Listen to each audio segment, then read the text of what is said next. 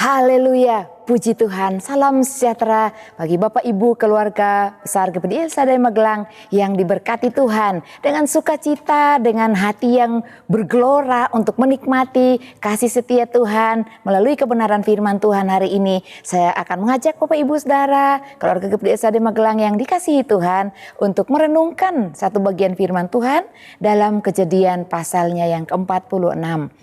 Kejadian pasal 46 ayat 1 sampai ayat 7. Demikian bunyi firman Tuhan. Yakub pindah ke Mesir.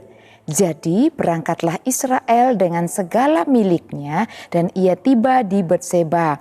Lalu dipersembahkannya korban sembelihan kepada Allah Ishak ayahnya. Berfirmanlah Allah kepada Israel dalam penglihatan waktu malam. Yakub, Yakub, sahutnya, ya Tuhan. Lalu firman-Nya, akulah Allah, Allah ayahmu, janganlah takut pergi ke Mesir. Sebab aku akan membuat engkau menjadi bangsa yang besar di sana. Aku sendiri akan menyertai engkau pergi ke Mesir dan tentulah aku juga akan membawa engkau kembali. Dan tangan Yusuflah yang akan menutupkan kelopak matamu nanti.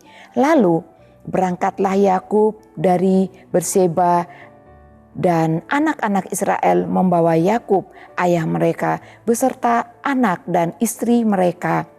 Dan mereka menaiki kereta yang dikirim Firaun untuk menjemputnya. Mereka membawa juga ternaknya dan harta bendanya yang telah diperoleh mereka di tanah Kanaan. Lalu tibalah mereka di Mesir, yakni Yakub dan seluruh keturunannya bersama-sama dengan dia, anak-anak dan cucu-cucunya laki-laki dan perempuan. Seluruh keturunannya dibawanyalah ke Mesir. Puji Tuhan Bapak Ibu Saudara yang dikasihi Tuhan. Judul renungan kita hari ini adalah kasih dan pemeliharaan Tuhan. Yakub dalam kehidupannya di sepanjang perjalanannya ketika ia pergi ke Haran ke rumah pamannya Laban dan ketika ia kembali ke tanah perjanjian yaitu milik ayahnya di Hebron yaitu tanah Kanaan, dia begitu merasakan kasih dan pemeliharaan Tuhan yang dinyatakan, yang dilakukan Tuhan di dalam kehidupannya. Dan Yakub seorang yang taat akan firman Tuhan, merenungkan setiap janji-janji Tuhan dalam kehidupannya. Dan dikatakan pada pasal 46 ini, Yakub harus pindah ke Mesir. Dan hal ini tentu suatu kenyataan hidup yang akan dihadapi dan harus dijalani tanpa ada pilihan untuk tidak mau oleh Yakub. Yang harus dijalaninya bersama dengan istri, anak, cucu, menantu, bahkan seluruh harta benda mereka harus dibawa ke Mesir karena mereka akan pindah dalam kurun waktu yang lama. Dikatakan tadi sampai pada waktu ia menutup matanya ketika dia akan menutup usianya di tanah Mesir. Dan firman Tuhan menjelaskan bahwa Yusuf sendiri yang akan menutup mata ayahnya, ya, mengkatupkan mata ayahnya ketika Tuhan akan memanggilnya terakhir kali. Namun Bapak Ibu sebagai manusia biasa, Yakub ketika harus menerima kenyataan itu, tentu di sepanjang perjalanan menuju ke Mesir ada rasa cemas, ada rasa khawatir, ada rasa ketakutan bahwa ketika dia sampai di Mesir nanti dia akan menjadi seorang asing, seorang pendatang yang tinggal di Mesir bersama istri dan anak cucunya. Tetapi kita melihat di dalam kekhawatiran Yakub tentang perjalanannya ke tanah Mesir, meskipun nanti akan bertemu dengan anaknya Yusuf, keluarga dari anak kesayangannya ya, yang ada di Mesir. Di dalam segala hal yang berkecamuk di dalam hatinya, apa yang Ayub lakukan? Bapak Ibu, saudara-saudari yang terkasih dalam Tuhan, seorang anak Tuhan yang selalu memandang akan firman Tuhan, janji-janji yang Tuhan berikan di dalam kebenaran firman-Nya. Dia tidak akan lari kepada hal yang lain. Dia akan lakukan hal yang bermanfaat di dalam kehidupan, yaitu mencari Tuhan. Yakub menemui Allah. Dengan cara apa? Memberikan persembahan kepada Tuhan. Kita lihat sama-sama dalam ayat yang pertama tadi, ketika ia berangkat dan tiba di Berseba, lalu dipersembahkannya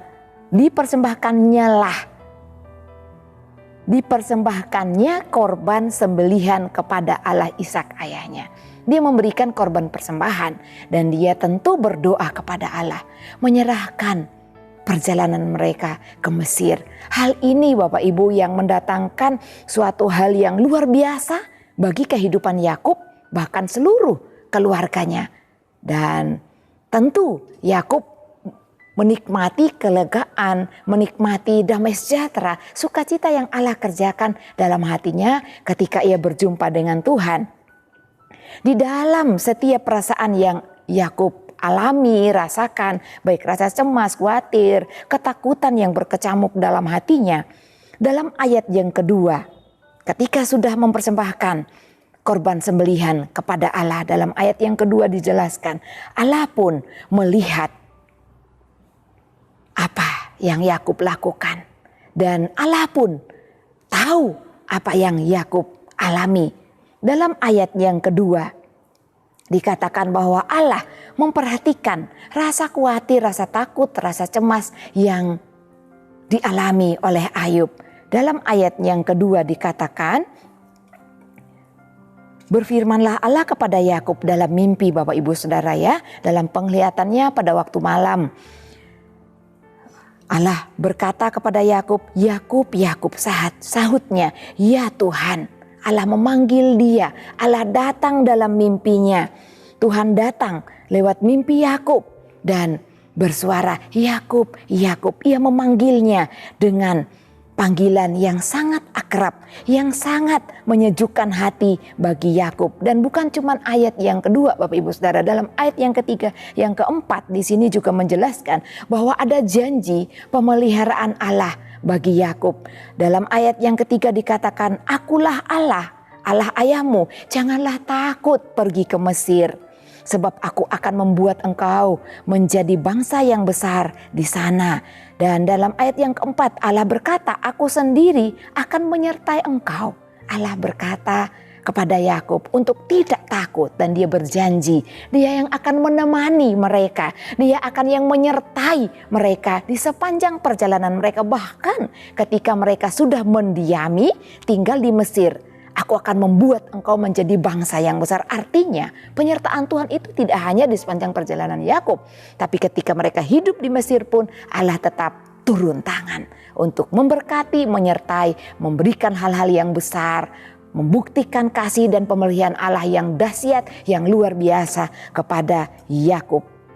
Bapak Ibu yang dikasihi Tuhan, sapaan Yakub, Yakub oleh Allah adalah suatu tanda keakraban Allah kepada pribadi yang disapanya.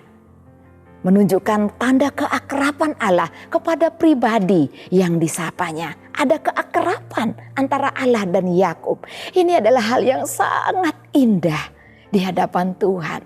Dan hal ini harus menjadi kerinduan dan harus menjadi suatu hal yang kita alami dalam kehidupan kita. Ketika kita dekat dengan Tuhan, ketika kita akrab dengan Tuhan, kita akan mengalami, kita akan merasakan hal-hal yang besar bersama dengan Tuhan. Dia bukan Allah yang hanya berjanji, tapi Allah yang benar-benar membuktikan apa yang Dia janjikan. Dan kita lihat dalam kehidupan Yakub, benar-benar terbukti dan dirasakan oleh Yakub tentang kasih dan pemeliharaan Allah dalam kehidupannya.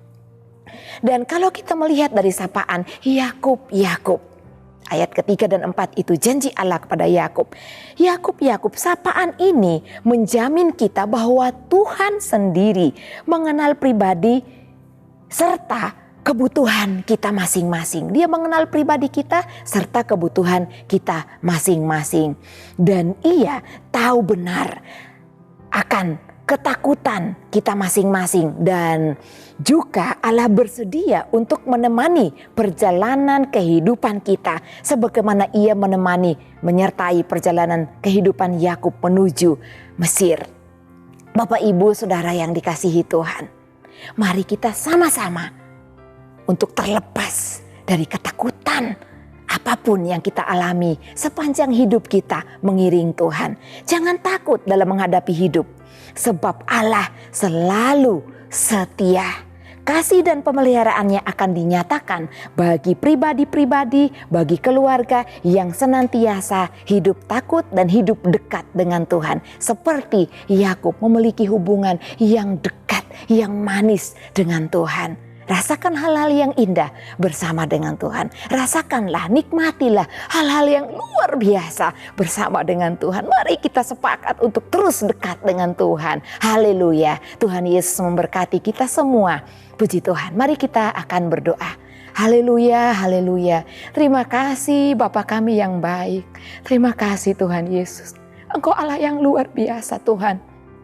Engkau yang berjanji, dan kami pun sudah merasakan setiap janji firman-Mu, bahwa ketika kami dalam ketakutan, ketika kami dalam kecemasan oleh karena masalah persoalan yang kami hadapi, Engkau ada. Oleh karena itu kami tidak akan menjadi takut Tuhan. Dan kami akan menolak rasa takut itu dengan bersukacita, karena kami tahu Engkau Allah yang akan menuntun kami, beserta dengan kami, dan menyertai bahkan memberkati kehidupan kami. Terima kasih Bapa yang baik, kami mengucap syukur untuk firman-Mu. Tuhan, berikan keluarga GPD El Shaddai Magelang kekuatan untuk tidak lupa memperkatakan firman-Mu, tetapi merenungkannya siang dan malam. Tolong keluarga GPD El Shaddai Magelang bertindak hati-hati sesuai dengan segala yang tertulis di dalam firman-Mu. Kiranya dengan tuntunan firman-Mu, perjalanan keluarga GPDI El Shaddai Magelang akan berhasil dan beruntung. Terpujilah Engkau, ya Allah kami, di dalam nama Tuhan Yesus Kristus. Haleluya. Amin.